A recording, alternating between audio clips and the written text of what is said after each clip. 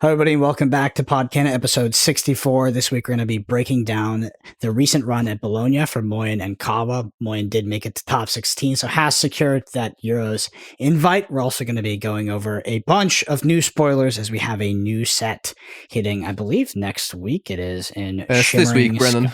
Yeah. This week. Yeah, that's when the pod drops. It's Shimmering Skies. That's the name, right? Mm-hmm. Shimmering Skies. So we're going to be breaking down a bunch of the new spoilers for that and going through the good ones. Instead of doing the entire set review, we're just hitting the good ones. So yeah, let us know in the comments how wrong we are. Anyway, talking about Bologna, we did have was it a nearly 2,000 player tournament at Bologna? 1.9k. 1.9. Yeah. So I know Kawa did play. Kawa played Green Steel, played some Bucky. So I think as a result, because we're looking forward towards Toronto, we're going to focus on Moyen's run. Moyen did make a run to the top 16 with Sapphire Steel. You want to break it down for us? I'm going to just quickly say I do really want to focus on Moyen's run, but just a brief thing I'll say for Bucky's last run. I am really happy with how I played in Bologna. I think I played to the best of my ability, and it just wasn't meant to be. Just hit one game pretty much that bricked me out. But overall, for Bucky's last attempt, I am pretty happy with how I played. But my favorite thing about the event, as we're going to talk about, was in day 2, I played 0 side events, and I watched Moyen at the top tables the whole time, and that was my favorite thing from Bologna. So take it away. For me, I think I put in the same amount of work and preparation as any other challenge. And although the last challenges haven't gone so well, I felt like I was playing at a high level, preparing well, and kind of just waiting until I hopefully spike a tournament soon, which after the first 2 seemed very, very difficult. And I think even for this one, with how happy I was with the prep I was doing and how well I was playing, I think a lot of things had to really go right to even make it into Top Cut.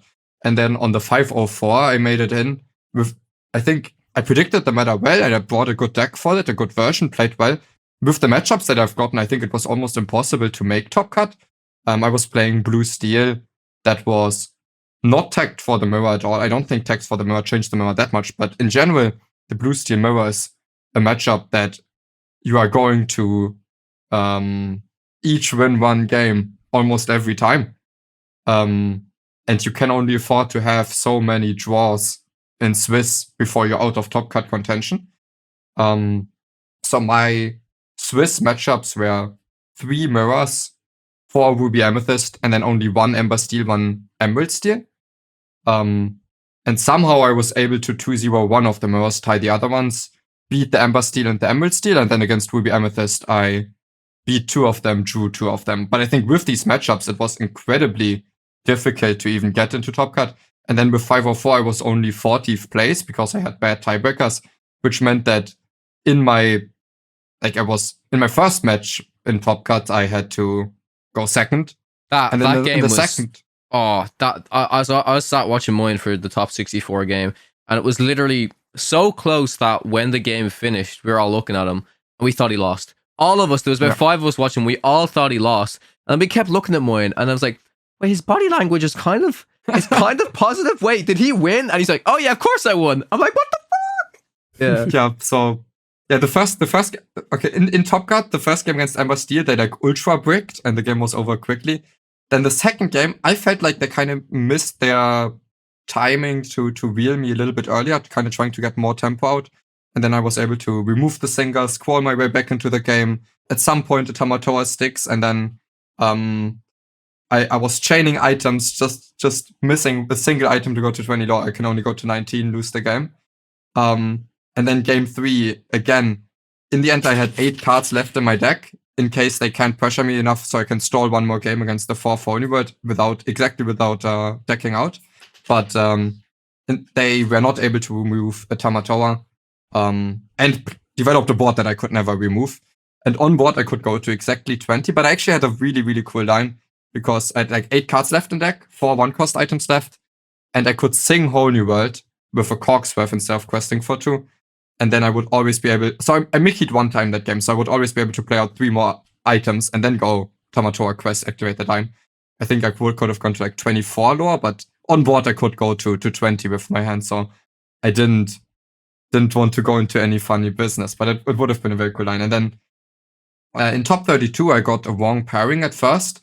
So I was thinking I was lower seed, then I refreshed the page and actually got the correct pairing, where I'm higher seed against red purple. And we had very, very strong draws on the play. Those type of draws that, especially in that matchup, it's very hard to lose with on the play. So I beat them 2-1.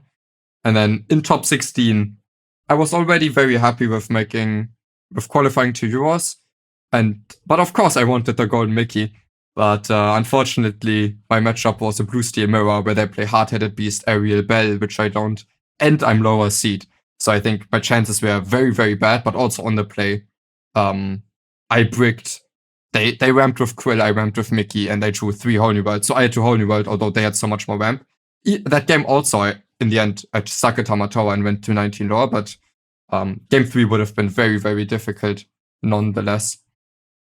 Can I hit some of the data here just to just for our listeners who maybe don't have the data in Bologna. So I'm going to talk about the top decks. It's actually pretty surprising, and it's been consistently surprising for some of these events for me. So our most played deck was Ruby Amethyst at a metagame share of 28%.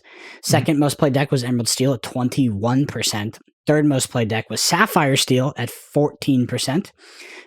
Fourth most played deck was Amber Steel at 11.4%. And fifth most played deck was Ruby Sapphire at only 7%. In terms of top 64 conversion, we saw Ruby Amethyst only put 8 players into the top 8, which is not great. We saw Emerald Steel put 18 players, Sapphire Steel put 16 players. That's a top 64 share of 25% for Sapphire Steel after only fielding 14% of the field. So massively overperformed there as a deck. Amber Steel put 9 players in at a 14% share of top 64, and Ruby Sapphire put 9 players in as well at a top 64 share of 14%, also overperforming. So both Sapphire Steels, both ramp decks overperformed in terms of conversion to day 2. I'm particularly surprised to see Ruby Sapphire so it seems to be underplayed in my opinion in the current metagames. I'm super interested to see where it goes in terms of Toronto, where we see Bucky leave the format, and I feel like it kind of opens some doors for more decks to come back in. And the interesting thing about Ruby Sapphire in particular for me, and I think Sapphire Steel is the same way, is that the perfect list for these ramp decks is very metagame contextual. Like, a lot of these decks have just so many toolbox options to try to beat the decks that show up on the day. And there isn't really just kind of this best deck.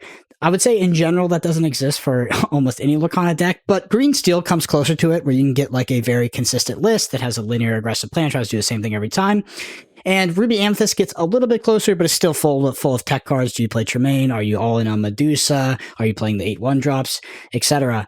And yeah, not to go on too much of a tangent, but I was testing some Ruby Amethyst, and I was thinking as we lead up to Toronto, with the rise of Ruby Amethyst surely off the back of Emerald Steel kind of leaving the format, Bucky leaving the format, I actually wonder if in Ruby Amethyst you end up playing things like Crab and Kuzco again to combat the mirror.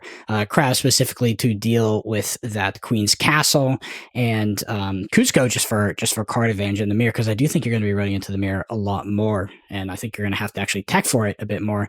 And you might be able, I wonder as well if all these Ruby decks can finally cut 4 brawls, because we're all running brawl, just such a bad card. And you want to pass it back over to you guys in terms of the metagame that showed up, the top 64 conversions. What were some standouts for you, and what surprised you?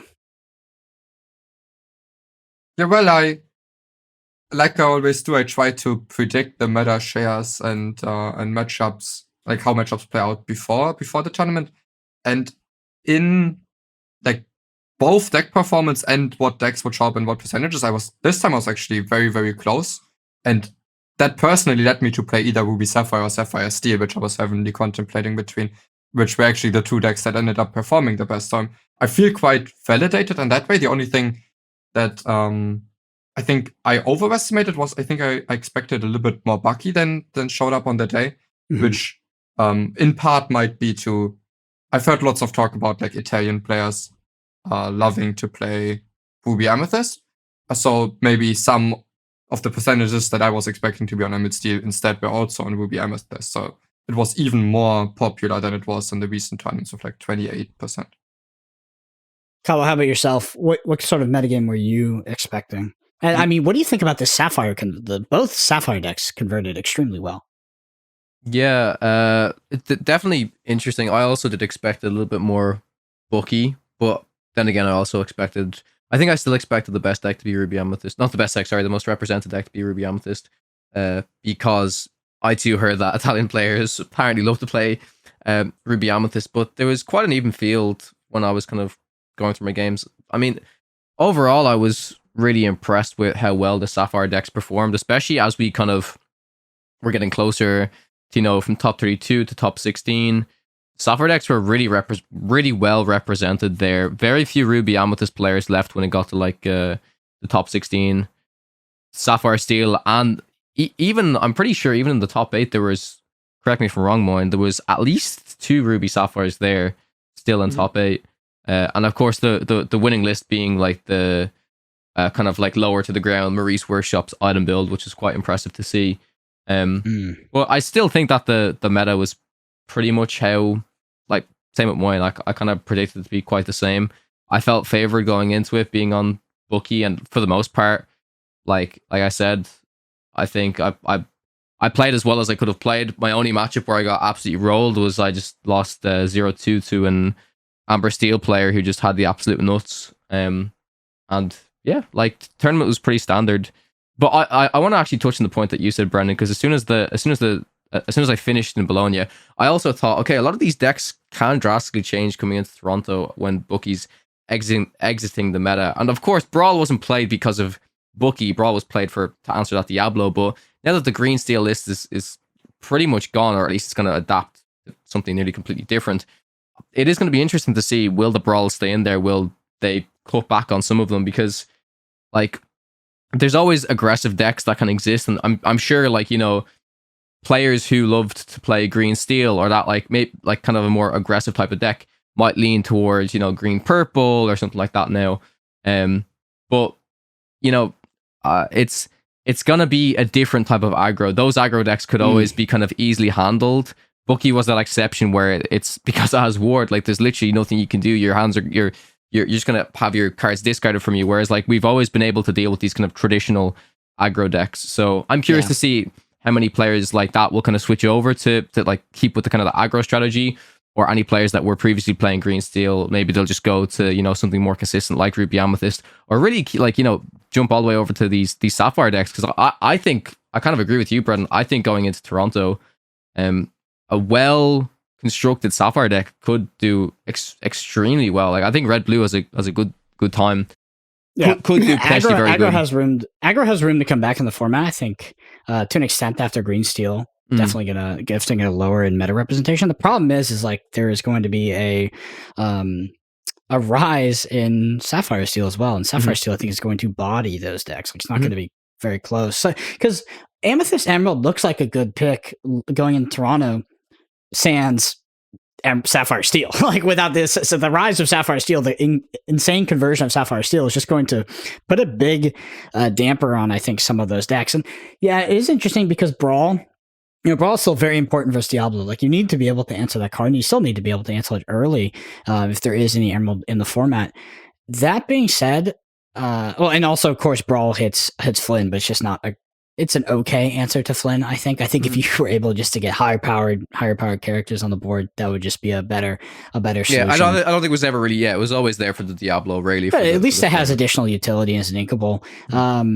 So it's interesting. I think the Brawls kind of have to go if the metagame representation of Emerald goes down so much. Like, that card is bad. Like, it is a bad card. So, yeah, I think it has to go down. Yeah, it doesn't really matter how much aggression there is in the meta.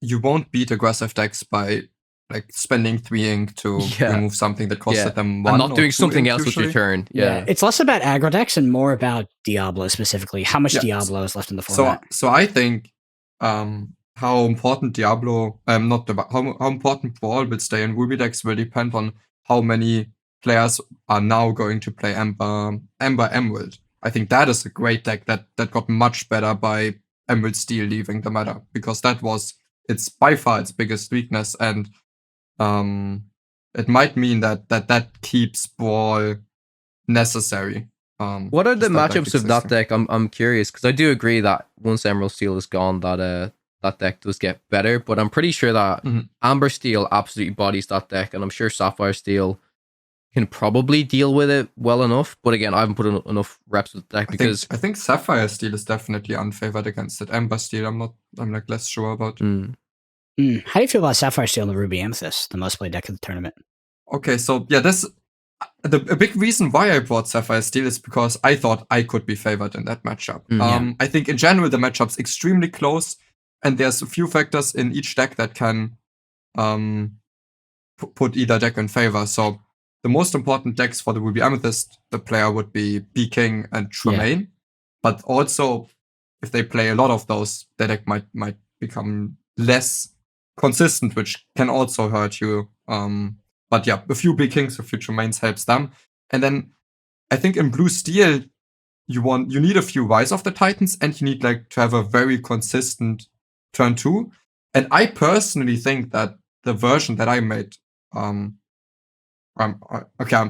of course I might be biased because it went so well, but I think it was very, very well built for the meta, because it kind of solved the Ruby Amethyst matchup as well as it could, while also being great against Amber Steel, because the general consensus in Sapphire Steel was, okay, you need to play a 2-drop on 2 and then ramp into something so that the 2-drop checks Flynn, and then you play a bigger character that's protected against B-King.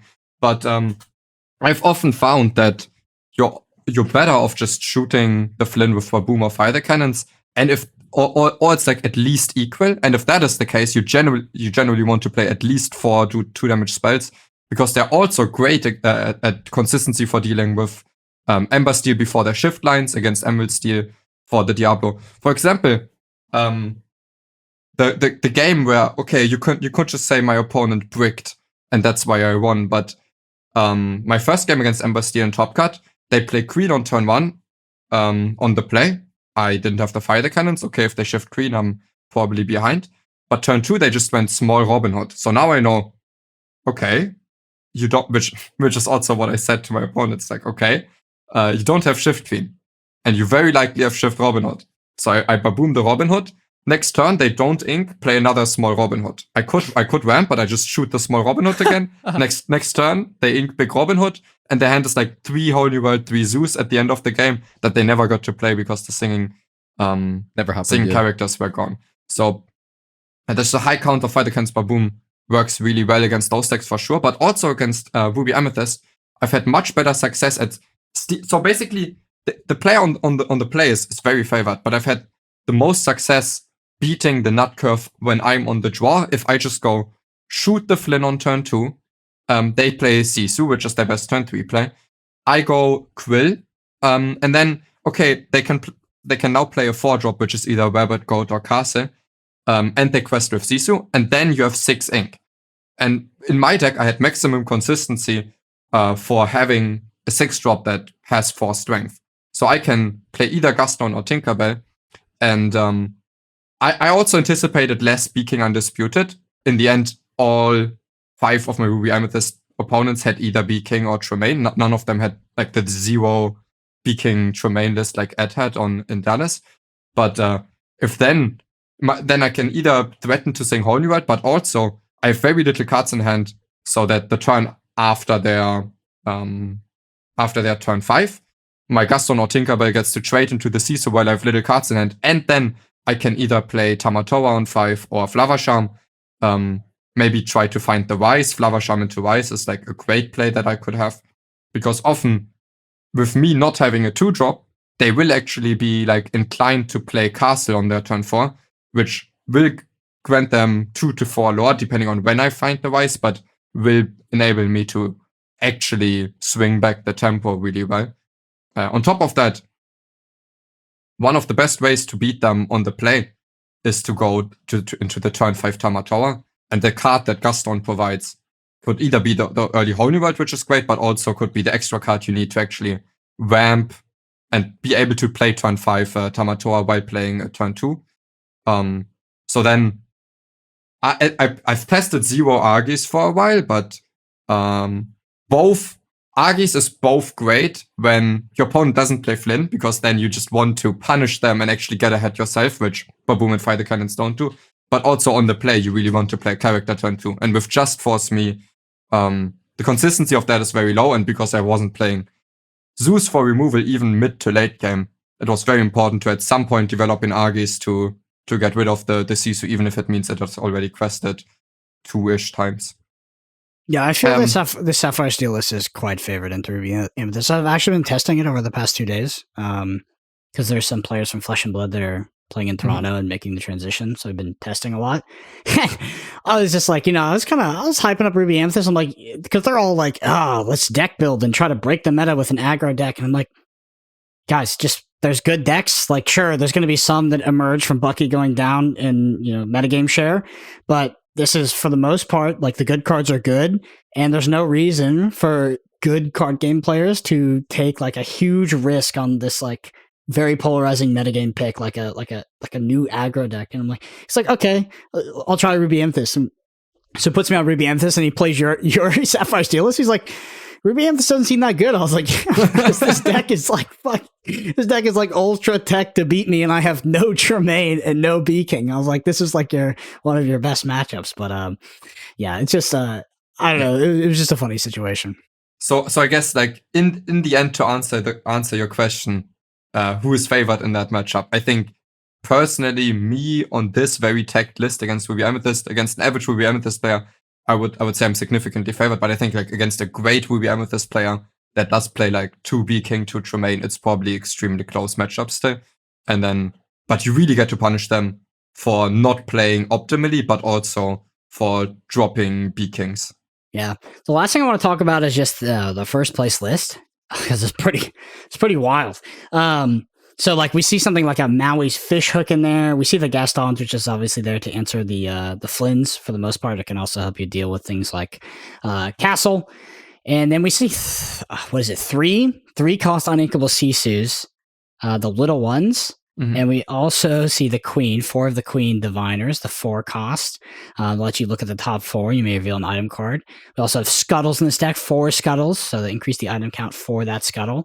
And 4 Maurice's Workshop to serve as, I guess, another draw engine. And then there's one cardinal sin here that's unfair. There's 2 Teeth and Ambitions. I mean, yeah. I never thought I would see that card played again. That is, like, I understand why it's there. It's because, we're in a metagame where you have to remove something that has 2 willpower, or you just basically lose the game. But, dude, that is a really bad card.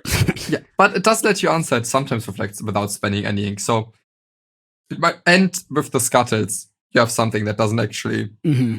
You don't have to completely sacrifice an early character. If it's a 1/3 or 1/1, there's not too much of a difference. So, I don't hate it. And I have to say, I'm quite okay, so I'm not sure this was the great bring, but there's definitely something in this deck list that I missed, and I'm so mad at myself for missing it, because I think everyone remembers it was like probably over a month ago where I was kind of high on this item list and I was testing it a lot okay. So specifically, Spessy keeps throwing shit deck ideas at me, and I usually don't entertain them for a while. But if I see potential, I don't have to play just meta. I will test it a lot. And I saw the potential. The deck was very capable of doing unfair and powerful stuff consistently. But in the end, the reason that I dropped the deck was that even though against Sapphire Steel, it's similar. In the mirror, it's great because it just has the better draw engine and it has the time to set it up. But in my experience, it was similar against Ruby Amethyst, if not maybe slightly worse, and definitely worse against Emerald Steel. I do still think the item version is worse against Emerald Steel. And I think in the entire tournament, if I'm not mistaken, the winner of the DLC Bologna only faced it 1 or 0 times. So I think it's... they say they're still very comfortable in the matchup, but in my testing, I felt that it's significantly worse against Emerald Steel, and I don't see anything in the deck list that would really change that except the 2. I guess Teeth is also really there for Flynn, right? Because this list, This looks particularly soft to castle, but I mean, it has Sure. Gaston, but Mhm. it doesn't have. It's a anything, castle. like, Yeah, different. I mean, yeah, it's got like one fish hook. It's got 2 Vitalosphere. Yeah, but besides that, it's pretty Yeah, strong. I mean, it also only has 3 Mauis and no Hercules. So, Yeah, so the main I guess the way this Vitalosphere's deck will deal with Casa is just you have to find that Vitalosphere and then go into Tomato. And that's a super efficient way of dealing with it. But what I was getting towards is, okay, against Emerald's D, I think it's actually worse, and they were kind of lucky not to face it. It's better in the mirror, which wasn't represented all that much. But I also remember I didn't test Gaston. And then, like 1-2 weeks before the tournament in Ruby Sapphire, I started testing Gaston. I was like, okay, you can only really play this if you play like 3 to 4 ice blocks, and we can't really play 3 to 4 ice blocks in stock red blue. But then I didn't like track back a few weeks and was like, okay, why didn't I actually didn't test 4 ice block, because 4 ice block was like very common in the item heavy build. Why didn't I test Gaston in that build? And I think that's something that went under the radar, and I definitely want to give a big shout out to finding that. I think that's a big improvement on the deck, and I haven't personally tested it, but I'm sure it at least improved the Ruby Amethyst matchup. Yeah, it's cool that they took a very sort of innovative build of Ruby Sapphire and were able to do well with it. Because this is definitely this is quite a departure from what we've seen in like the top 16s. I believe this deck was actually, it made, I know for a fact it made day 2 in Chicago, because when I was in Bochum, one of my friends, Moyen, you remember David, who you met at Bochum? Yeah. He ran this list. He ran the red-blue item list, and he was like, he was really close. He got like top 150 or something like that, like really, really, really close. Mm-hmm. So he saw the potential of the deck too, but yes, to validate what you were saying, Moyen, every time he would get like a 0-2, he'd come over and like, yeah, Bucky had a nut straw, I lost. Like that was the most of the time where he's like, yeah, that's just how I lost the game. So yeah, which is like the big reason why I dropped the deck, because if it turns a very, very much represented deck from like a good into a mediocre matchup, that is difficult to overcome. But I'm mad at myself for not going back to testing Gaston and red blue items, and I'm very glad they did so well. And so basically, I want to highlight, I don't think an off-meta deck winning the tournament always deserves praise. I think if it's a bad deck and they got lucky, I will still call that out. For example, I don't think Ember Amethyst was a great deck when it won. Which one was it? Atlanta. Yeah. Atlanta. When it won Atlanta. And with this one, I will also not shy away from pointing out the flaws of the deck, but I think they took it a step further, innovated with the ice block into Gaston. Of course, they also had good matchups and like good side of variants, but that's what you always need, no matter how well you play. And I think this deck is actually really, really good deck and well built from Ely. Yeah. I wanna move on, hit a quick spilled ink section, so listener question section, and then get into spoilers. But before that, I do want to say I did catch some of the coverage, and I do think that the EU coverage is very, very good right now. Like, I think it's, I don't want to say it in like a super critical way, but I do think it is way better than NA coverage right now. Just like the multiple camera angles, I think that Lorcana Villain is doing really well as a host. Just like very energetic, very engaging. The interviews as well are like hitting multiple angles. I would say overall the camera quality seems a lot higher. The fidelity of the camera seems a lot higher when looking at gameplay. I was just very impressed. Like I was looking at the EU coverage, I was like, this is something that you could be like proud of. I did tune into like a Speci Lorcana Villain, like match, and when they were together. So maybe they're just like a really good duo. But in terms of the quality, the casters, like it was solid. I was very impressed, and I hope that the NA coverage, takes a look at that, because NA coverage I don't think is bad. Like the EU stuff looked, and I only caught some of it, so there could have been some downsides, but it looked world class. Like it was. I think it looked really, really good. I don't know if you guys have caught any of the EU coverage. I think the casters make it shine. I genuinely think that Speci and Villain do a fantastic job. I think the energy that Villain brings, paired alongside like such great knowledge as well. I think like that's really great to see. And Speci has the knowledge, but then also like a little bit of charm as well. Like, do you know what I mean? Like, I think I mean, we talked about this a lot, Brennan. Like, I think we all agree that we like casters that are very analytical, focused on the game. They like having a bit of that, like, you know, charisma and energy is really nice, but I kind of dislike it when that's the main focus, is it's nearly on that and not on the gameplay and not on the games itself.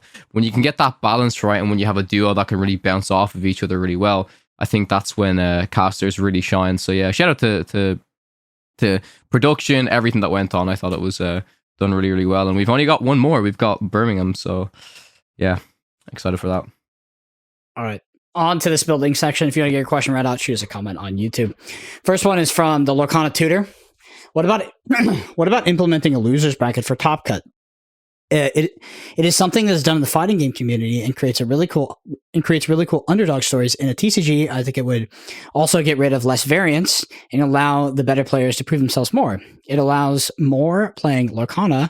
Would be interested to hear your thoughts. So it's hard for me to fully evaluate this idea and be like, oh, it's good or bad. What I will say is that it probably wouldn't do it for me, because my biggest issue is the 3% cut to top on day 2. That's painful. And that's 97% of players showing up and basically not being able to play Lorcana. You can say, oh, hey, there's side events. But for the vast majority of us, and I will make a grandiose statement and say the vast majority of us, the people that are traveling to the Lorcana Challenge, a lot of those people are going there to play a competitive event. They're not going there to play side events. I also want to say side events were, I mean, as great as Bologna was, I think side events were the worst thing about it. And it was very much the same as Bochum. I mean, I guess it's not really fair for me to say that when I didn't play any, but I didn't play any, right? So like, yeah, I just, the first one was hype, and I think in Lille, like, they actually had a little bit more interesting side events anyways. Moyen, I know you played like the team one, which you said like you enjoyed, you thought it was interesting. But for Bochum and for I thought for Bochum it might have been like kind of a bit of a space restriction why they didn't have enough on or whatever. But Bologna, it just seemed like it was very much the same, very stale.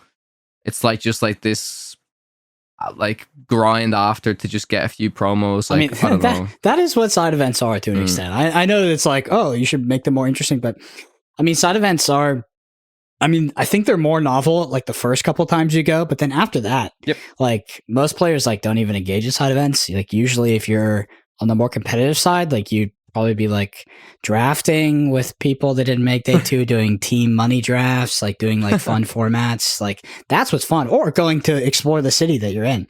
A lot of people did that, yeah. Yeah, hardcore competitive players, or just like competitive players in general, playing side events is mostly a result of the EV on those promo cards being good, which they're going down drastically because there's more supply.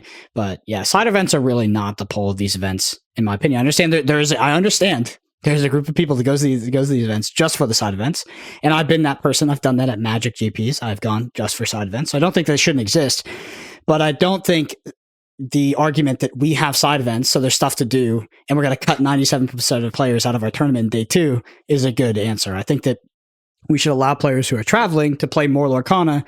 And to get back to the original question, I just hope, like, I understand that Lorcana wants to be different and they want to innovate and they want to test things, which I'm happy they're testing and they're willing to learn. But I think Magic and Flesh and Blood have very, very good systems with the day 2 cuts and the additional Swiss rounds. People get to play a lot more games, and then you cut the top 8. Top 8 single lim, in my opinion, is also drastically better than top 64 single lim. Like, I don't like that many single limb rounds, but I could live with it. My main gripe is the 97% of players missing out on day 2. That's not fun. Yeah. Yeah. So I guess just to chime in, I think losers bracket technically is always prolongs the tournament, right? Because it's 2 matches in losers bracket, and that compares to like 1 match in winners bracket, which means people in winners bracket have to wait. I've done it before in a lot of my Snap events. Or actually in I can't remember if we did in the UK one, but I know we did a losers bracket for the first one I did in NYC, and it did kind of get to the stage where, and like, I know that was only like a 16 player event, which is really small, but it does get to a stage where, you know, you've got people in like the upper bracket and you're waiting a long time for the loser bracket games to finish and stuff like that. The benefit, and I guess this doesn't really count because like for Lorcana, it's like a little bit different, or at least the setup for the venue. Like for me, at least, it meant that there are multiple games going on at once. Like I could switch. Having a digital card game to be able to spectate games and not fill time was a lot easier. But again, like I know that's something that our audience has like requested a little bit, saying like, oh, like they could have like 2 games going at once, and then if one finishes early, switch over to the other one. But in physical TCGs, like it's not that easy. If you have the space, if you have the production stuff to do it, I'm sure they would do it, but it's not as easy as other games, right? Was there downtime in the EU one? I didn't stay in the. There was fill time. Yeah. Like, so like, they didn't have it pre-recorded. The casters like played each other live and stuff like that, and so they didn't do it like they didn't. You know, in NA they have it recorded and they start a few hours later so that there's no downtime. Oh, I did not know that. Oh, you did not know that? Mm-mm. Yeah, so I didn't see that in EU. That's definitely a huge downside if they're having to like fill dead air with B-roll or literally anything. You would rather see more matches, and the way NA does it right now, and it's the way the Magic the Gathering Pro Tour does it. It's the way that the Flesh and Blood Pro Tour and World Championships do it now. Is they start recording when the tournament starts, and then they wait about 2-3 hours, and then they start streaming. And that way they're actually streaming recordings. There's about a 2-minute break between all matches, and they will periodically like speed up. They can also speed up matches, so they can put them at 1.25 speed. That's kind of a secret, I think, like that they sometimes do that. Not like a real secret, but yeah, they can put them at higher speeds. They can cut matches out as they need, and then they kind of catch up to the tournament with all the, because the tournament will inherently have delays towards the end of the day. And it's a vastly superior system because nothing kills a TCG audience faster than downtime. Like if you hit like a B-roll screen when it's like ads for the new set, or waiting, and then the round goes on for another 30 minutes because of some judge call.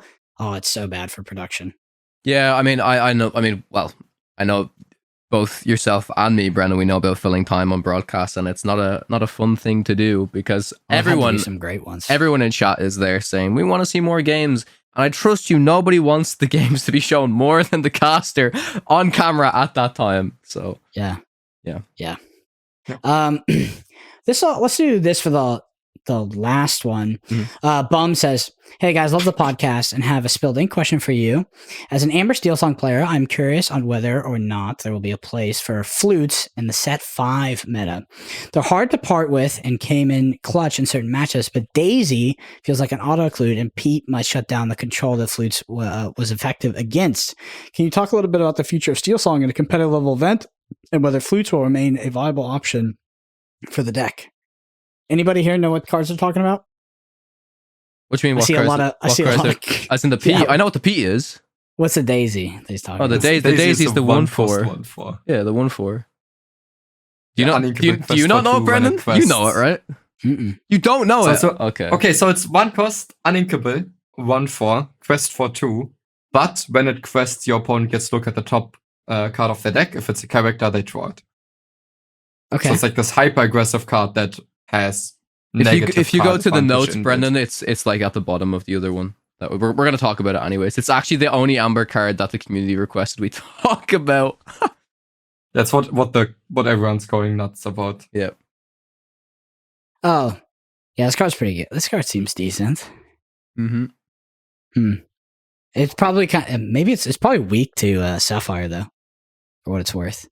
Because Sapphire can actually utilize that card advantage and ramp with it. Because like one of the downsides of like doing the turn 5 B prep is you have no cards in hand when they refill. Oh, you mean Ruby Sapphire? Yeah, I guess. You could also like, I don't know. Yeah, if you just ramp grab and then your sword, you still lose, then grab your sword doesn't banish Daisy. Yeah, the Baboom and stuff. I don't know. But I think this card will also bring the 3 cost uninkable Sisu back in the meta. Then you answer it, and you have a shift Sisu target on the board. Yeah, what about Daisy? Which card is that? What does it do? This is the Daisy we're talking about, Brendan. Oh, sorry, the other one they're talking about. So Pete Referee is also one of the steel cards in the notes we have here. 3 cost inkable, 3/3 quest for 1. When you play this character, your opponents can't play actions until the start of your next turn. It's Lothab. Yeah. That's a cheap Lothab though. Yeah, but Lothab was OP at 5. Yeah, but Lothab was a 5 cost 5/5. And then it's just decent stats. But in this game, I just quest for 1, 3 cost 3/3. So I'm not saying probably, it's bad. I think it's still good. Yeah, Really? Yeah, I think it might be bad, actually. overrated. Yeah, Yeah, I think it's probably bad. I think it's I'm like not sure it's cute bad, to think but you play this it's in Amethyst overrated for Steel. sure. Like you play this in, that's what I'm doing. Yeah. oh, and bouncing it and trying to lock your opponent out. I don't think bouncing it will be like Yeah. that good of I think a they play. just play characters and beat you on board. Yeah, it's more because every turn you play this. Okay, so this I think Pete will be great when you just prevent like the B prep turn 7 or the grab your sword turn 5, something where it's like very well timed. Exactly, they play this card or it's very bad turn for them. But other than that, any turn where you play Pete and your opponent has like an acceptable turn that doesn't include an action, like you could probably lost that exchange. So while I don't necessarily think it's bad, I do definitely think people are hyping it up a little bit too much. I mean, I would include it in my Sapphire Steel deck potentially if like Amber Steel was highly represented in the metagame. It's like a tech card. I think Amber Steel I think against Amber struggle. Steel specifically, it would really mess him up.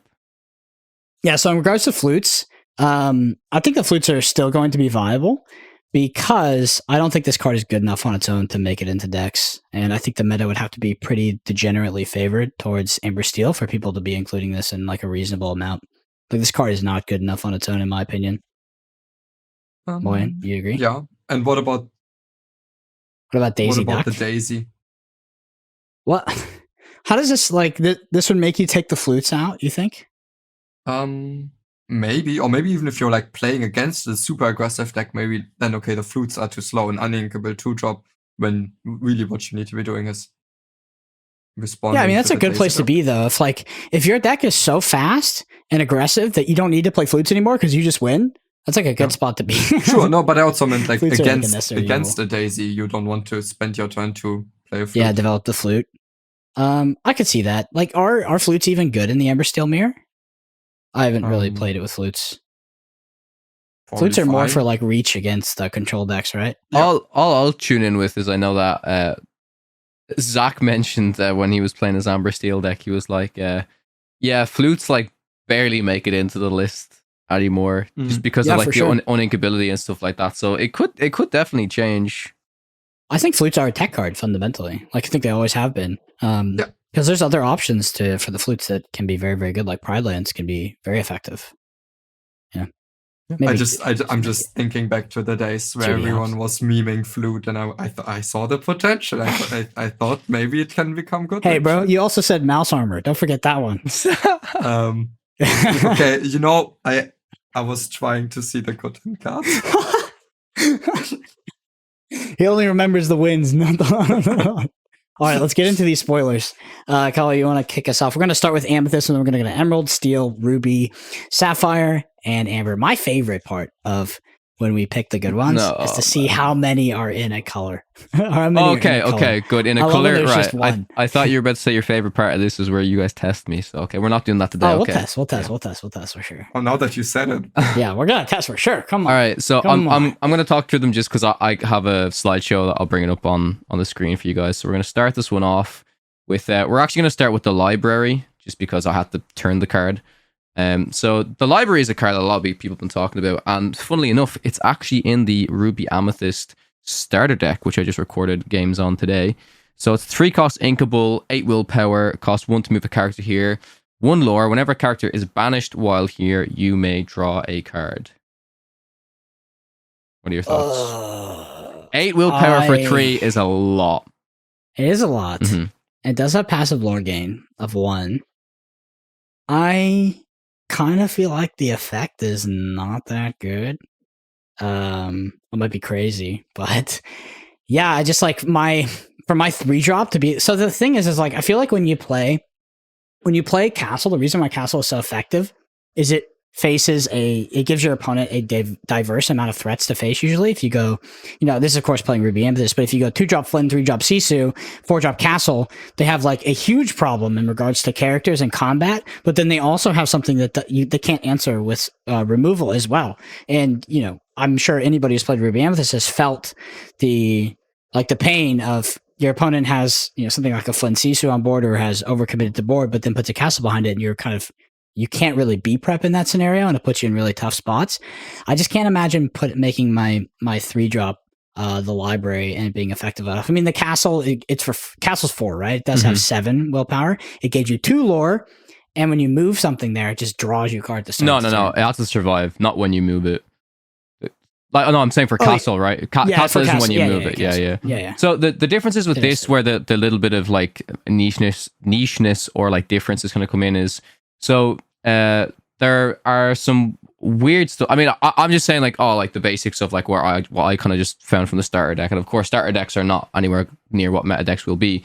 But if there's ever a situation where you have a character at the library, like a 1-drop or something like that, and you can there are some cards in this set that where you can sacrifice a 1-drop to then banish an opposing character, and then once that 1-drop is sacrificed, then you draw a card, right? Also, this works quite well with like certain rush cards, maybe if you want to do a rush card. Not necessarily, right? Because like you're basically paying an extra cost on top of the rush card to then draw a card. The card also then has to die, but there are some like alternative like scenarios where the library is definitely interesting. But yeah, I think it's good, but I don't think it's gonna be as impactful as the castle. I like it the most with the like Turnabout's followers, I think, because it doesn't say banish a challenge in Broom.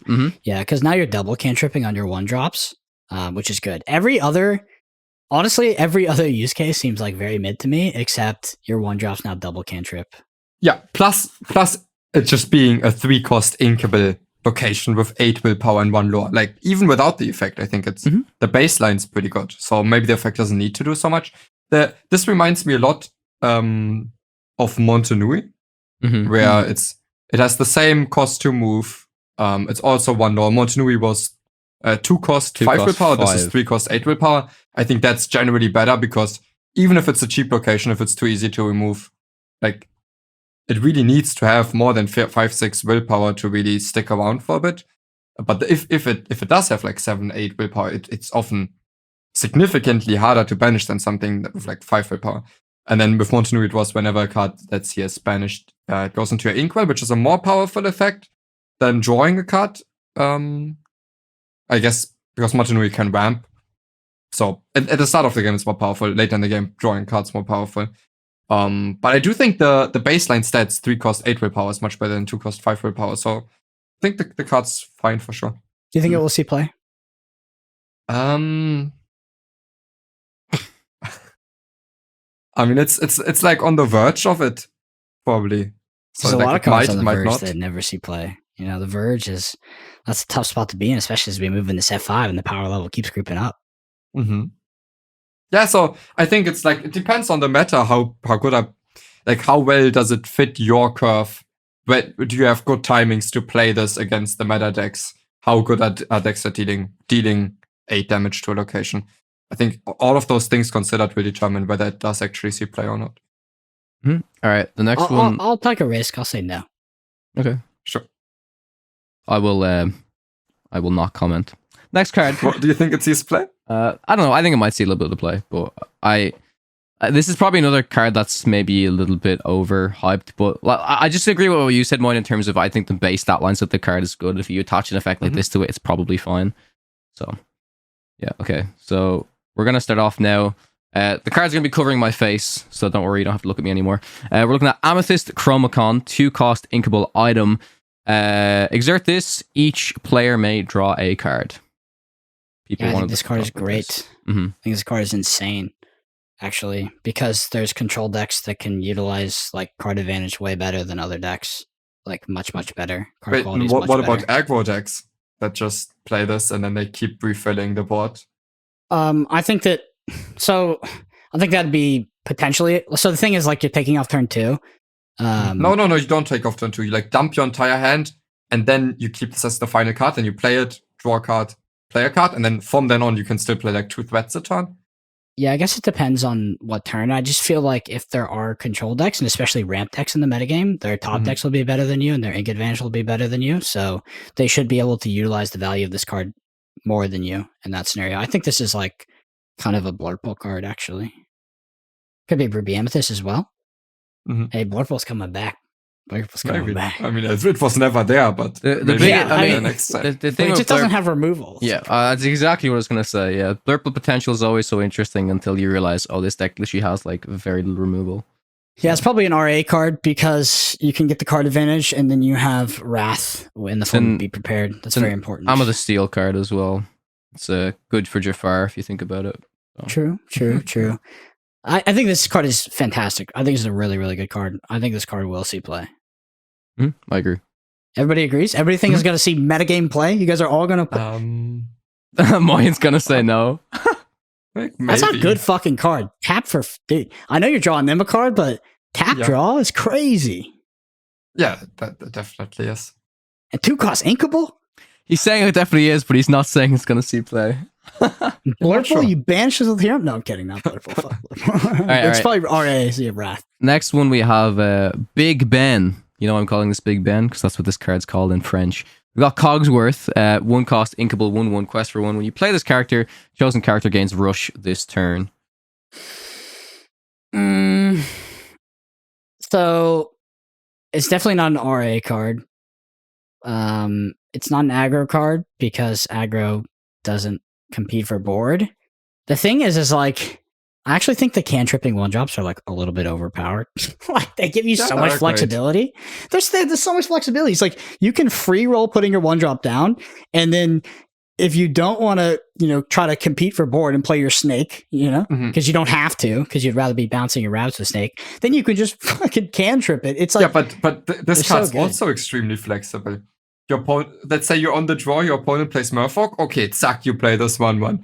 But let's say you draw this turn 8 and you need to, you have a character that has a great ability when they challenge something, but if your opponent sees it coming, it's never going to work. But then you go, I don't know, so let's say the 7-cost Aladdin that steals 2 lore.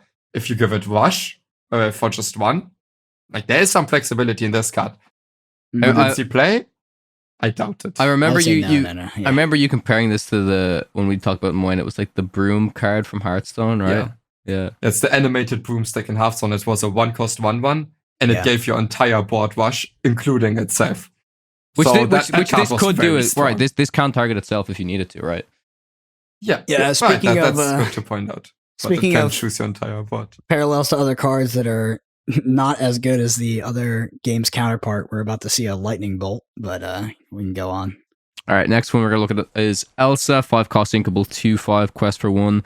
Rush, evasive. When you play this character, exert chosen opposing character. I've seen a lot of people hype this card up, but I personally can't really see it. Yeah, what are you trying to do, right? It's not a Diablo answer. It's an evasive, but it doesn't quest for a lot. It has rush, but it doesn't have a lot of attack. What do you mean by it's not a Diablo answer? Because it costs 5? Or? Yeah. Yeah, okay, sure. Who's answering Diablo? It could answer Diablo, but it's kind of lame. Yeah, I actually think this card's kind of ash. I think having the ability for when you play this character, exert chosen opposing character on an inkable card is good. On a body as well is clearly good. I don't think you necessarily need to utilize that ability with this rush card. If you another body on the board, your opponent's played something. I mean, what I'm saying is we've seen the potential of Pinocchio and stuff like that, but I think just with the cost of this card seems to it seems like a card that doesn't know what it's doing. It's trying to do too many things, If it had 3 attack, I think it would be pretty metagame relevant if Ursula came back into the was highly dominant in the metagame. But still, it's too late. That's the thing. It's you have to appreciate how low the curve on some of these problematic cards in Lorcana is right now. It's not 5. It's fucking 2 and 3. Yeah, so I think Rush evasive with this stat line is good. Regardless of the cost. Having high willpower evasive Rush means you can trade something, it survives, they can't trade back. That's generally good. The effect's also good. But it's just, is it enough for 5 ink? Probably not. Mm-hmm. Yep. Next card we have is Magicka Dispel, 4-cost inkable, 2/5, quest for 1. During opponent's turns, if an effect would cause you to discard 1 or more cards from your hand, you don't discard. So I think people were asking, what do you think of this effect in context? It's after Bookie's gone from the meta. Mm-hmm. I mean, we all know what we'd say if Bookie was still in the meta. Of course, this card would be very good. But I mean, I think this is a relevant card, right? If the Prince John stuff gets out of hand again, it was turbo discard decks. If an effect would cause you to discard 1 or more cards, even against Wheel, this is good, right? Yeah, so I think this is a pretty relevant. Against Wheel, you just draw 7.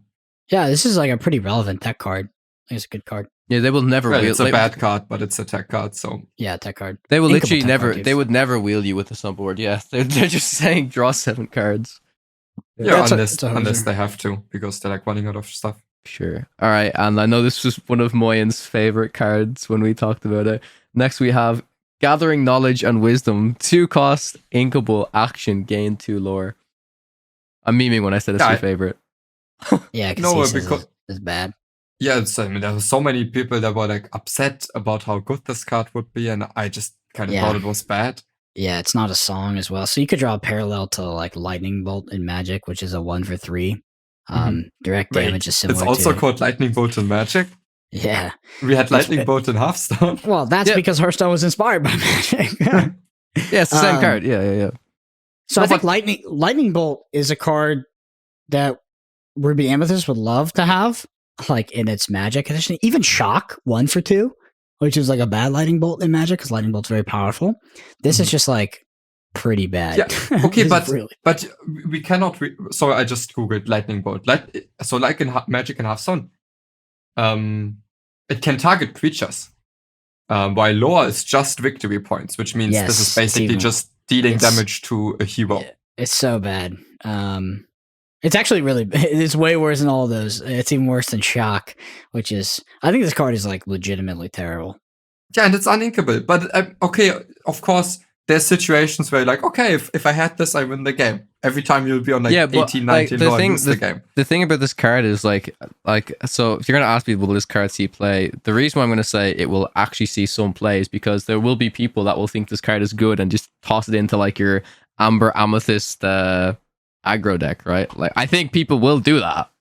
You know? Yeah, I think people will probably play like Amber Amethyst aggro, put in the Quamicon, and then draw into only characters with that quest for 2 and this card that just gains 2 lore. Yeah, I hope my Um, aggro opponent is playing this rather than playing a Merfolk that costs less Yeah. quest for 2 Makes and you makes discard me a fucking card. discard and like can get more than 2 lore as it sits on Yeah, the but board. this Merfolk can also get banished. Okay, I'm playing devil's advocate here. Sometimes Merfolk gains 0 lore, but yeah, I think if this was inkable, it would probably be a great card because you could just ink it every time. It's not like you're not on like 15 plus lore, but imagine drawing this in your opening hand in any matchup against any deck with any deck. Turn 2 it's like- gain 2 lore, do It's- nothing. It's an uninkable do nothing. Mm-hmm.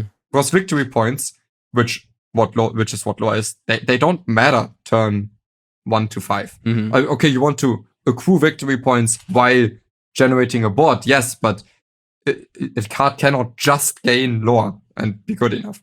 At least not in the early stages of the game.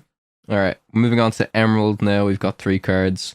Remember who you are. 4-cost uninkable action card. If chosen opponent has more cards in their hand than you, draw cards until you have the same number. So, again, Moyen, I know you compared this to. Oh my god, the name is Divine gonna Favor? Divine Favor. That's it from Hearthstone, which was 3 cost, right? Yeah, this card also exists in Hearthstone as a 3 cost. But again, this is uninkable. If you draw multiple of these, you cry and complain. Yeah. Because then you can draw less cards because you will not be able to dump either of these cards. And in general, the tempo loss of playing this for 4, never singing it, I don't know that it might be too much to really recover from, even if you drew a few cards. Yeah, this card is really bad. I can't wait for everyone to tell us that we're People so are like, negative. why you review yeah. cards that are Yeah. bad? Yeah. It's And because other it's- people think they're good. These and are the they're cards wrong. that the people asked us to review. You know, No, like, it's a good one to review because this card Yes, sucks. definitely. No, but it's like interesting still to talk Yes. about this. I guess the meme is okay. We talk about why a card is bad, but Yeah. but that's and then- good. I think it's good to talk about why a card is bad because people Unless will they learn put me why on it's stream, bad. then I say only good things about bad cards. well, of course it's good. But I also feel bad these are the cards that I've heard the community talk about how these cards would be crazy good, and And I you don't know, don't just want to be go- the one shitting on them. yeah, but I know there is lots of good cards in the set. It's just there's definitely some cards I think being overhyped, in part due to a lack of experience in card games, Mm. to like what makes a card good or not. Sure. All right. Next one we've got is Clarabelle. 7 cost, inkable, 5/6, quest for 2, shift 5. At the end of your turn, if chosen opponent has more cards in their hand than you may draw cards until you have the same number. Moyen, would you do me a favor and just go into Dreamborn and just check the other Clarabelles again, just so we know for like the shift line if it's relevant.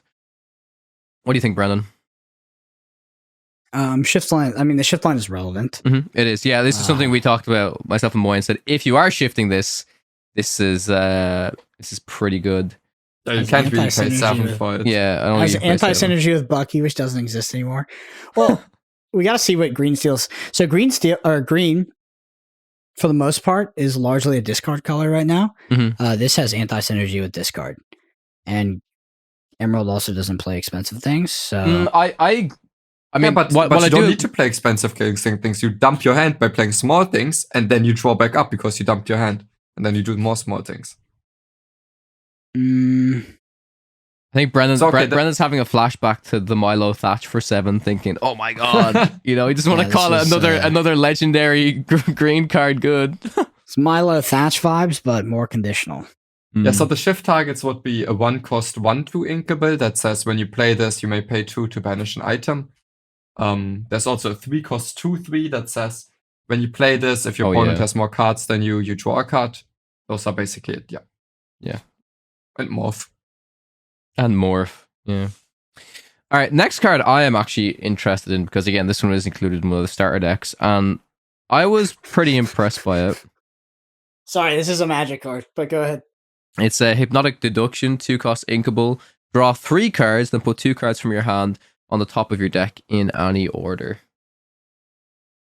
Terrible. Unless you can shuffle your deck. Or you get you don't really want to draw back the cards that you were just so getting there's rid a card of. in Magic, one of those broken cards that exists called Brainstorm. It's a 1 cost. It's also instant speed. This is sorcery speed in Lorcana. It says draw 3 cards, put 2 from your hand back, but then you use these things. Like that card actually sucks in formats that don't have something called fetch lands, which allow you to, after you put those 2 cards on your deck, you crack your fetch land, and then you can go search for a land in your deck, and you shuffle your deck. It goes on the back. Then you shuffle your deck. So that card is not broken for the most part in formats that don't have fetch lands. So are you saying if you do this and then you have a way that you could easily shuffle your deck, then it might be good? Well, you're also paying a lot for it. Mm-hmm. Is that 2 mana draw one? I think 2 ink might be too much. A little bit like there's a Sapphire card that says, like, look at 5, take 1. Take 2, right? It's look at 5, take 2. No. I think, is it? Well, actually, that was the card I was supposed to include in this, so if you could double check what that one does, Moyen. Because I know people were comparing it to Develop. Yeah, so basically, it's vision of the future. Look at the top 5 cards of your deck, put 1 into your hand, rest on the bottom in any order. Yeah, if it was take 2, it would be 2 cost, draw 2 plus filter. That would be insane. But I think generally people need to really understand that the opportunity cost of paying 2 ink for a card is more than double the opportunity cost of paying 1 ink. As in, it's much more difficult to fit it in a turn without really losing tempo. You can't fit it in turn 1. You can, if you fit it into like turn 4, 5, 6, suddenly you can do something vastly less powerful. So I think there's a reason why there's no 0 cost cards in Lorcana. Yeah, so these way better than 1. These type of effects that are slightly better than the 1 cost counterparts, they are much worse than the 1 cost counterparts because of how much more expensive 2 ink is in comparison to spending 1 ink. Yeah, I think this card is very bad. Do you think I think it could have been a song and it would still be bad. It's like strike a good match in I don't know, maybe very similar. And strike a good match is not good. Yeah, just when you're obviously talking about like 0 cost cards in Lorcana, we haven't seen any yet. I think we have LeFou. I think we revealed LeFou. Oh, we Conditional revealed 0 cost, yeah. Every song I just think that if there would be a 0 cost card to like start things off, again, I could be wrong. There might not be anything, but it could literally be like I don't know. I could see like a 0 cost inkable 1/1 quest for 1 of a certain like class or tribe or whatever you want to call it, right? Like, I don't know, because I think we've seen them in other types of games where, like, you know, if you've got like a heavy kind of tribal deck, oh, this free card like super duper aggro, I think that's like all the Lorcana. That's all I could really see as zero cost card for the moment, because I think for the most part they do know what they're doing with their balancing, right? Like, so. All right, next one is Doc. 2 cost, uninkable, 1/3 quest for when you play this character, you may discard your hand to draw 2 cards. So there was a lot of debate amongst the community, at least the conversations that I saw, about whether you do have to discard cards in order to draw these cards. I had it confirmed that you don't.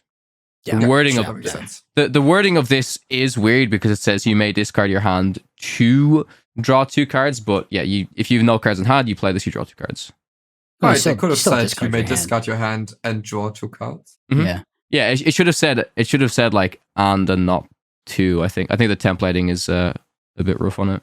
Yeah, maybe it's like it could have been less confusing if the wording was slightly different. But I think generally most people would still read this as, yes, you do still draw 2 cards. Yep. This one is another Wait. one where you don't want Can to we draw get color? I multiple want to of give. I just want to get. Can we give this one a Bro, color? come on, bro. them. This is a I don't interesting mind. one. It's all you. This is in steel as well. Like, I don't think it's a good card. Oof. Why? Why? I don't think it's a good card because it's uninkable. I think it being uninkable is very, very important here. I think that you need to be playing a deck where you're dumping your hand a lot. So I think the only deck that you could potentially see this in realistically is probably Steel Song, and Steel Song already has a lot of like uninkable cards and stuff like that. So I don't think it's great. But did you read the 7 dwarfs tag? We have more 7 dwarfs now. No, I know we've got other 7 dwarves, and I know they're trash, so it's fine. Yeah. I know they're pretty bad. What do you think?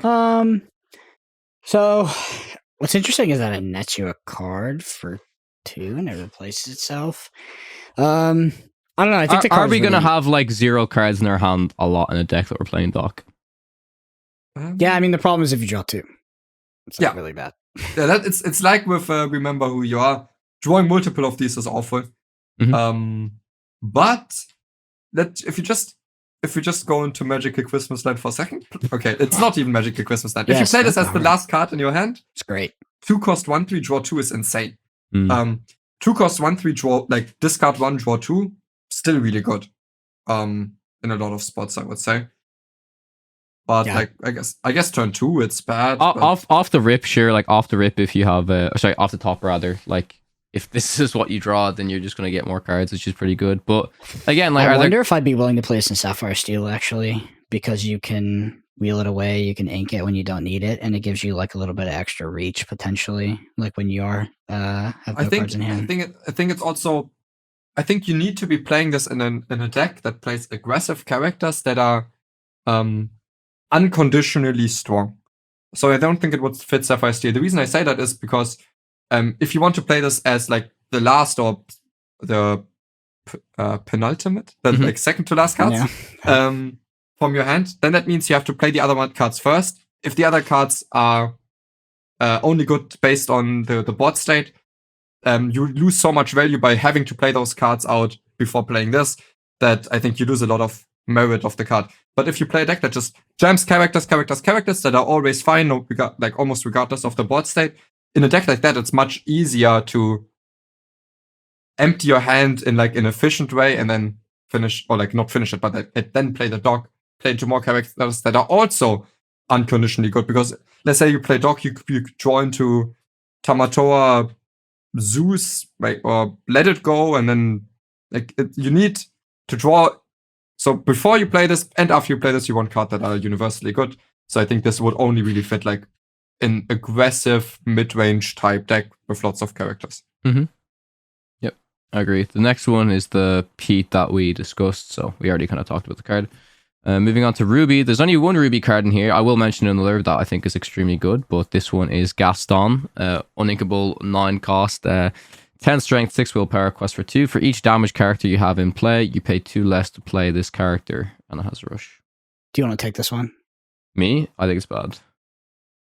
I've seen a lot of people be pretty excited about this card. Maybe I'm missing something. I just really not a fan of this whole for each damaged character thing, because I think it's like such a big restriction unless you're it's weird, right? You could play, okay, I'm playing like a heavy board based deck.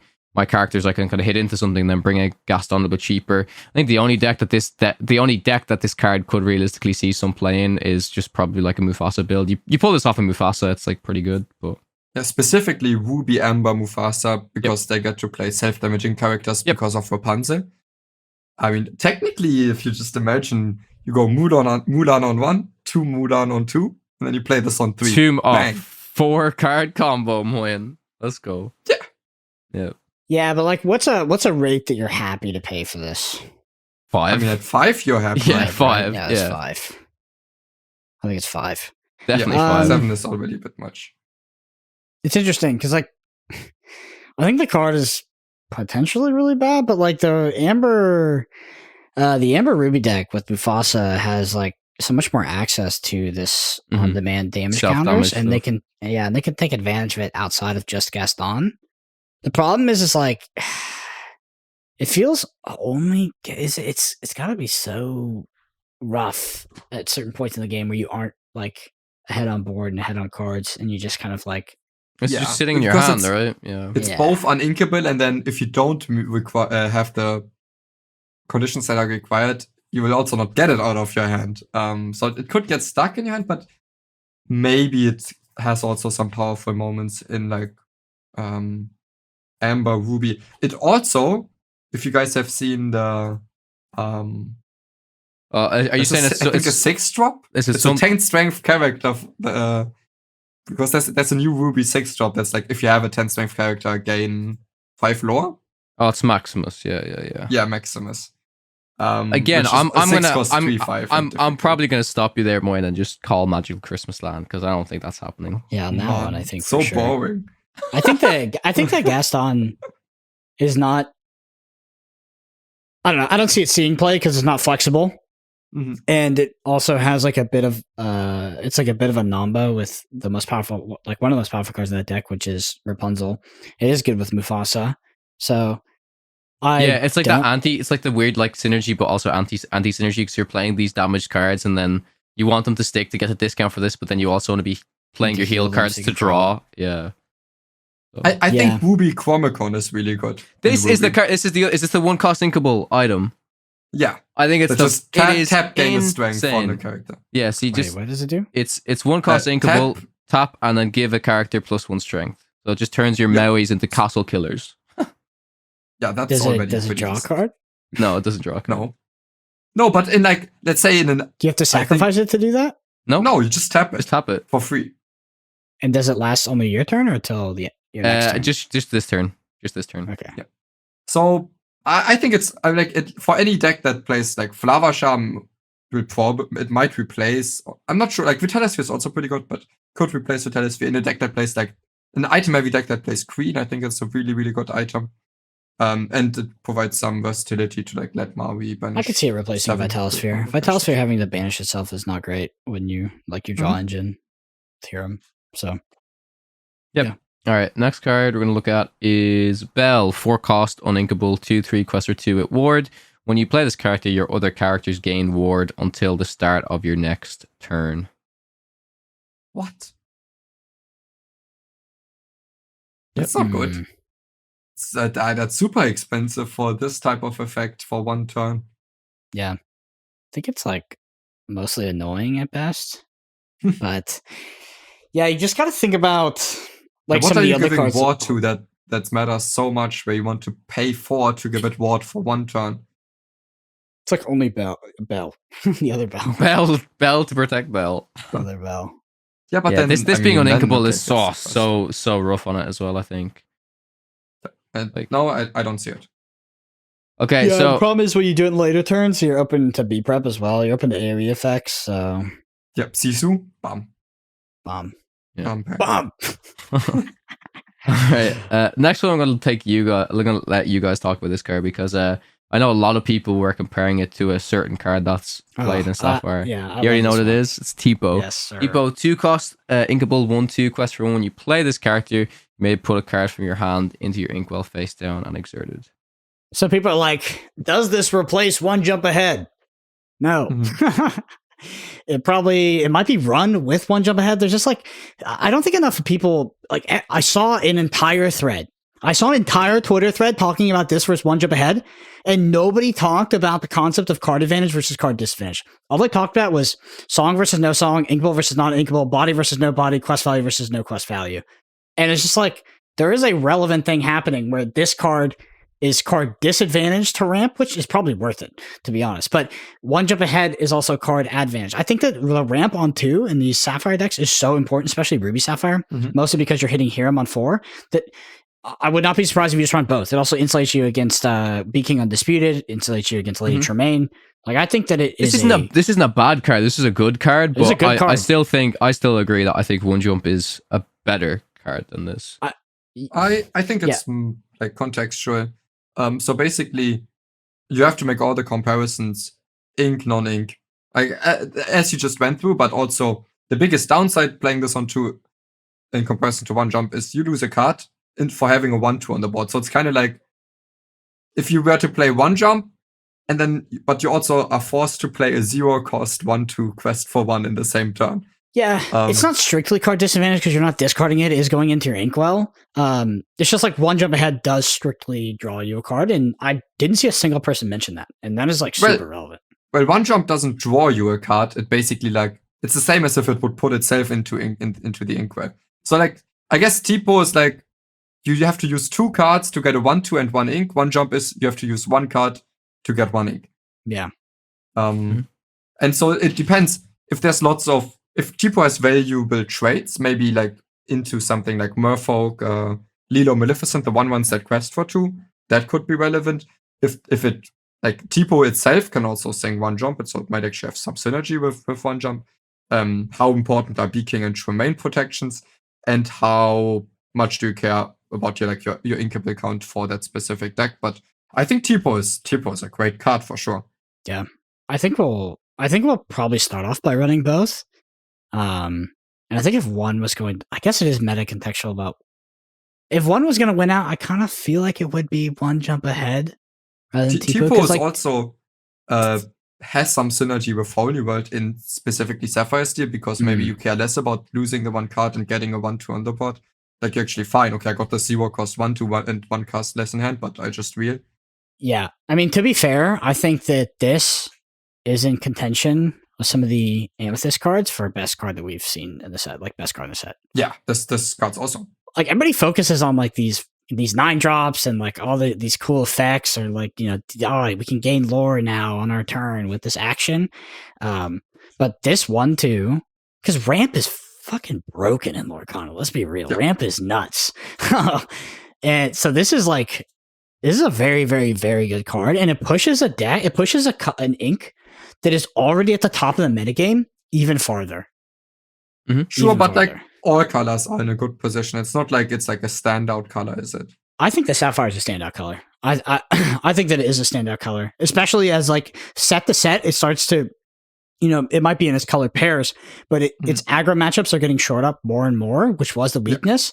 And I feel like the ramp acceleration packages, and then Hiram Flaversham, let's be real, that draw engine is fucking broken. So of course it's a great color, but for example, in the last 3 challenge events, the 2 most played decks by far didn't contain Sapphire. There was Emerald Steel and Ruby Amethyst.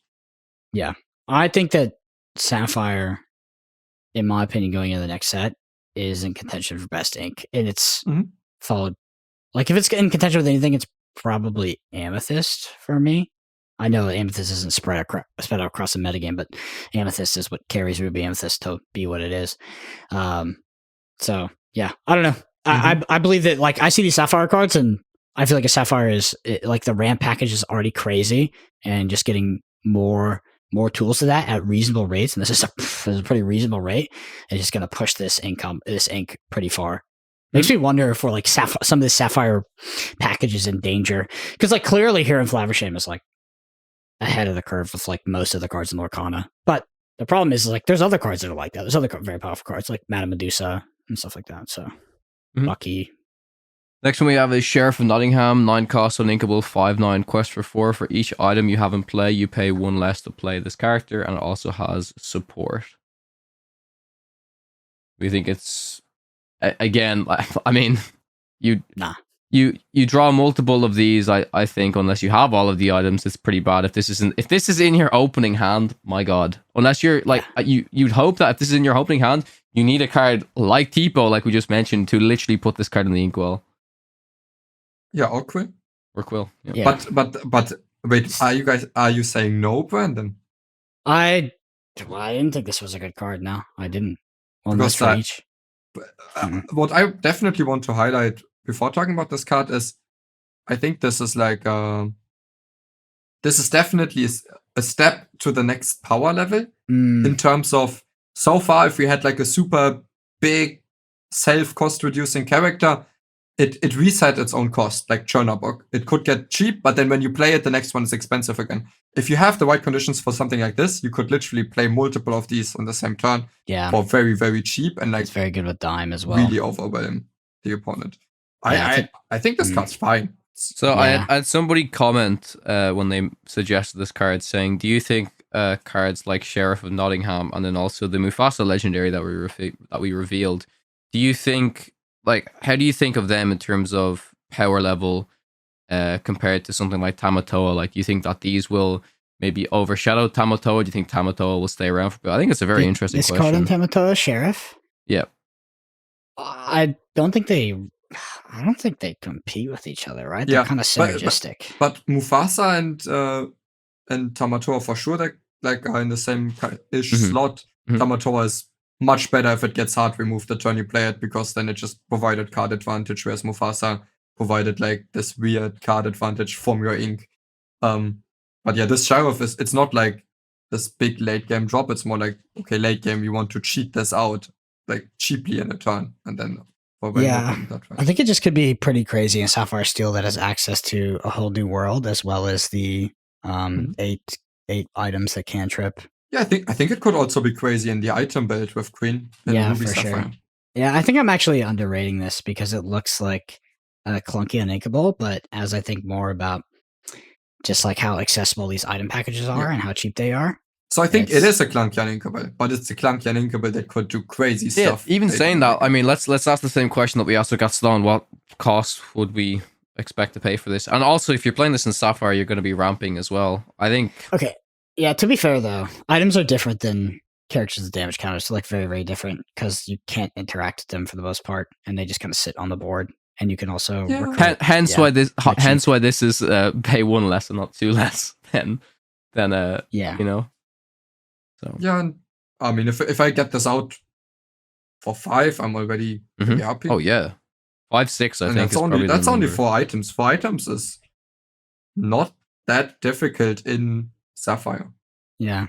Yeah, especially especially if you're wheeling too. I think three items is probably like an average. I'm pulling this out of my ass, honestly, but I'd imagine 3 items is probably average. So even if you're paying 6 for this, it's really not that bad. 6 is like, maybe it's okay, but for 5 you're already pretty happy. Like what? Why does this card have support? By the way, is this like a flavor thing? Because like that is just this weird added on text. It doesn't really make any sense. But it's super relevant. It's turning your Tipo into a fucking Maui. Yeah, it's good because it's not. What I like about this is it's not like some other cards, Lorcana, where like it quests for a lot, but then it has a separate ability when it like, taps or something like that. Like support is still synergistic with it gaining 4 lore, so which is good. Yeah, right. A lot of the time we had support characters that either were questing for so little that it's like, okay, but I have to quest to get the support ability, or they have solo strength that's like, okay, I want to quest, but then I give support +1 or +2, but this quest for 4 and gives +5 strength. Yeah. So support will be quite valuable. I 100% would be looking to experiment with this card. I'm sold. Like I can't guarantee it's going to see metagame share, but it looks very powerful. All right, next one we have is Hideaway, 2 cost inkable, Sapphire action, put chosen item or location into its player's inkwell face down and exerted. Well, I think in context of this card, we also have to talk about the new Cusco, which is a 6 cost 3/5 quest for 2 basically with the same effect, but on a body. There's also the steel. I know it's a different color, but there's also the steel Mufasa, which I'm pretty sure just it's the same. It's like 6 cost, 3/5, quest for 2. It just banishes a location. Yeah, which banishing is different than Mhm, putting it into ink. Generally, it's better, but against something like a Lucky Dime, putting it into ink might be better, so Tamatoa can't recur the dime. Oh, that's interesting. Yeah, I also think that like super. I understand that one is a body is questing, but this like super cheap removal. Like, do you think this card is better than Rise of the Titans? I mean, No. I think Say in today's metagame, like if you were going back to Bologna, would you play this instead of Rise of the Titans? Well, what I will say about this card is, maybe I'm not saying it does, but maybe like if the biggest issue against the, I don't know, I was gonna say the biggest issue against like that Sapphire Ruby had against Ruby Amethyst was like, oh, we have to try to play Hercules to try and answer these castles. If this was accessible in Sapphire, but then I don't know if that's like that good. Sure, it's cheap removal for the castle, but then in general, I think just giving Ruby Amethyst like a little bit more ink to work with sometimes isn't great. But that's only for certain matchups, right? I don't think that matters too much against Sapphire Ruby. Yeah, but Moyen, in this current if you were going set, to Bologna, like if you had to run back Bologna, would you play this in your Sapphire Steel deck? no, I No, you play Rise. You play 3 Rise. And so against red purple, they can make too much use of that ink if you were to use this on castles. So I think over the course of the game, the extra 1 resource per turn would outweigh this being 1 ink cheaper. True. Then against blue steel, dime is played out so late, and the game is generally decided on the board, and then dime is only activated like once, maybe 2 times at the very most. So the only matchup where this would be good is like against red blue to get rid of the dime, and even against red blue, they are already delaying the dime because blue steel isn't great at removing their threats, so they always just go threats first. So I don't think this has the same downsides as Rise of the Titans, as in it only can be used if your opponent has like an important item or location. Other than that, you will just ink it. And against red purple, it's worse. Against the other decks, it doesn't really matter so much. So I don't think I would have played it this set.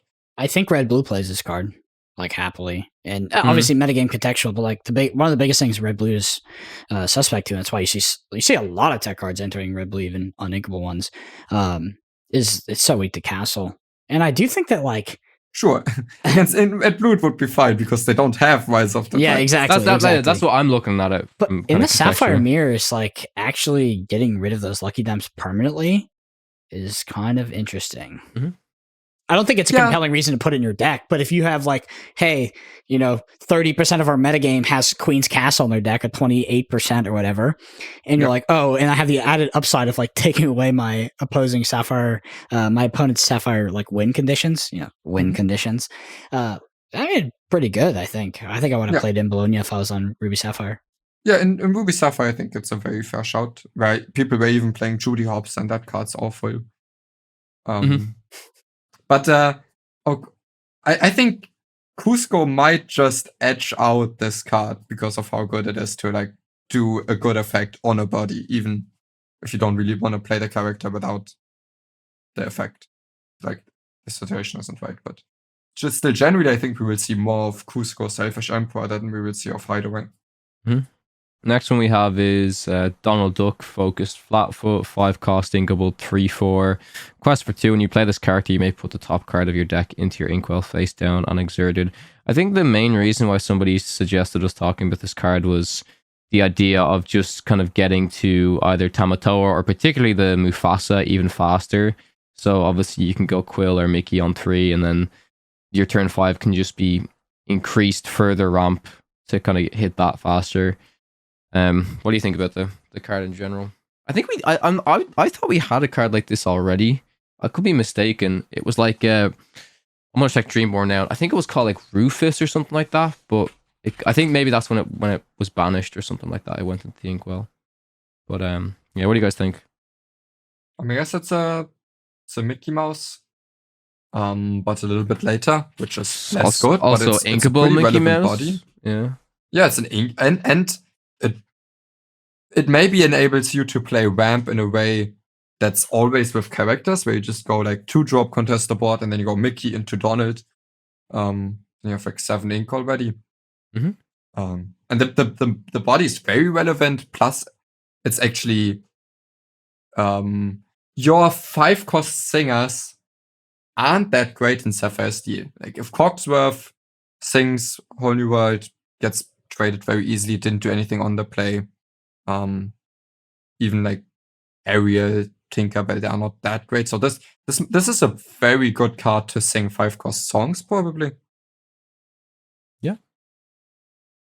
I'm not sure about this one. I'm interested to see. I mean, I'm not sure like to see his play, but it gives you options in how you want to ramp in deck building. Yeah, Mickey accelerating to 5 is relevant, I think. Like there are definitely like ink numbers that matter. I think a bit more than others. Where like getting to 5 and something like Sapphire Steel, where you put down the 5-drop and then you wheel the next turn. Or one jump ahead. sing Rapture Swords is even huge. Yeah, one jump ahead, getting you to hear them. Like, I think that stuff's relevant. Yeah, right. This type of card, I'm not sure you will play it in a deck where you ramp on your turn 2 to like have 4 ink on turn 3, and then I don't really know if you want to. Like then you kind of need to recover first and not play another ramp card, but maybe contest turn 2, play Mickey Donald could be a line.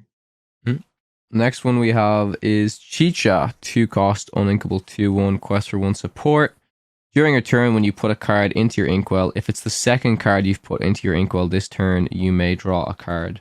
So this obviously benefits with if you've got cards like if you ink and then you do like 1 jump ahead, Quill, Bell. It works quite well with Bell, so it's just kind of further increased card draw. But this is a 2-cost, uninkable. So yeah. So what do you guys think? I don't think it's good. Really? I don't think so. I think it's really good with Bell, but is that... Wait, what if you just go Quill on 3 or Mickey on 3? You go this or you on... sing 1 jump on turn 3 and play something for 3? I was just wondering if that's too much to ask for the 2/1. Maybe it's not, because you can't really answer it. Yeah, it's like, how do you... you don't exert this, so if you want to answer it, you have to often spend 2 to 3 ink. There's not a lot of ping effects in terms of like a character that deals 1 damage in the game right now. Yeah, you'd have to like put a Baboom into it or something like that. Yeah, I think it increases your equity as like this like emerging Sapphire Steel combo deck where it's like kind of getting there. This set kind of increases that ability for you to just like draw through your entire deck. Yeah, I think okay. So against I think the big downsides are 1, it's inkable. 2, maybe you already want to ramp turn 2 and not play a character that gives you payoff for ramping after that. But a very big but. If your opponent gives you time to play this on turn 2 and then Quill, or to play this on turn 2 and then play any ramp, I think they're so far behind. If you have time to do this and then this will draw a card like each turn until it's removed, that I think, I don't know how any deck can compete mid to late game if they allow that to happen. You think this is okay? I'm gonna ask a question, and maybe it's a bit silly, but do you think this is probably the most comparable thing that like Blue has to like Diablo, maybe? Because it is very similar to Diablo in terms. It's obviously like when your opponent draws. It's like draw engine if it's not answered. Yeah. Right. You know. I mean, this only draws 1 card, whereas Diablo sometimes draws multiple or like prevents card draw, and this doesn't draw 1 a turn every time. But I think that's extremely powerful. Diablo's evasive. Yeah. But okay. I mean, sometimes Diablo can be. It costs 1 ink and 3 cards, but this costs 2 ink, 1 card. And also this gives support. Don't forget about the support. Yeah, I thought we were never exerting. I thought we were never exerting this, Moyen. What do you mean? Unless we have to. What if our opponent has a Daisy Duck on the board, and then suddenly we exert it, take the +2 strength, and use something else to get rid of the Daisy.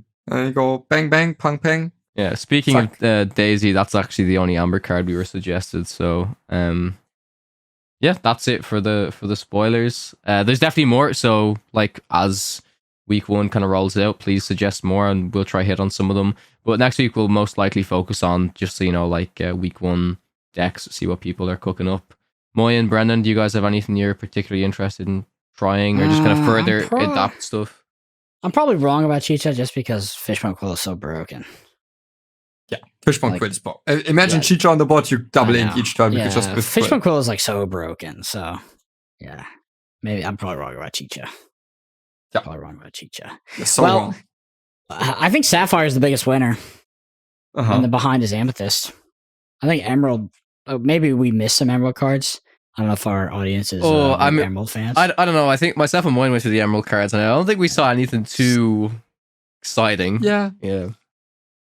But, Yeah, I'm we, not gonna we lose any started sleep a over set that. review that we are probably not going to finish. yeah. We've got a lot of stuff going on this week. Sapphire looks great though. I've got the Disney Yeah. promo thing on Friday. If you guys are already going to ask, no, I cannot get you a promo set. I've had a lot of people ask me, can I get it? Shit. I did ask you. But yeah, this is going to be a bit of a weird one for me. I was just curious to ask you guys if you're looking forward to experimenting with stuff, because I am going to be in like a bit of a weird state, 'cause I really want to test and try out Set 5 stuff, but I'm also really committed now to just really focusing on Toronto and just trying to stick Same. to this previous meta. You guys are not going to be happy to hear that I'm back testing Amethyst Steel within Set 4. So we'll see how that goes, I guess. Also before, I guess we're nearing the end of the pod, I just wanted to thank everyone. I mean, again, the support from just people coming up was awesome, but also all the support I've received for doing well in the challenge.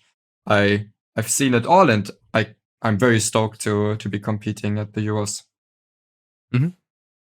Yes. All right. Well, if you enjoy this podcast, number one thing you can do is leave us a review on Apple Podcasts or Spotify. There's a video version of this on YouTube at youtube.com/@Podcana Podcast. Twitter's a Brendan APG, Moyen_HS, and Kawatech_CG.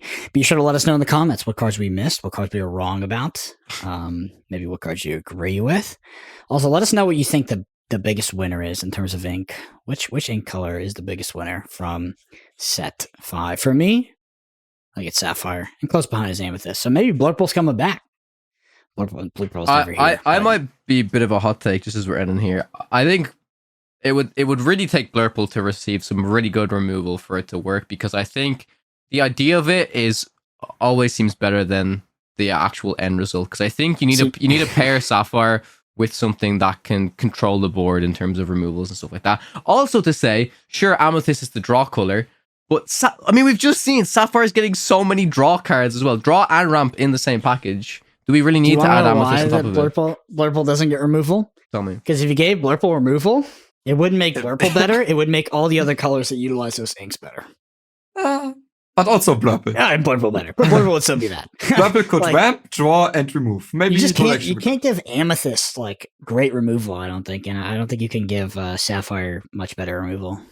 Yeah, I so think at least you have to pair it with a removal color.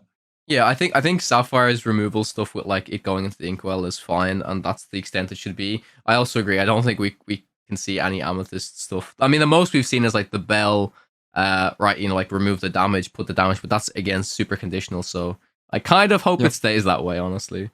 Blurple's curse color combination. For me, this is very much out of character. But the card I'm looking forward to the most is the enchanted Donald Duck Pie Slinger. I'm a huge Donald Duck fan, and I think that card looks amazing. I also have, for YouTube listeners, showing off my Donald Duck statue. Nice. I think that card looks so good. So usually I don't care about that at all, but that card I might actually pick up to collect it. Oh, wow. Impressive. The first card enters the collection. All right. All right. Thank you all so much for listening. We'll see you next week.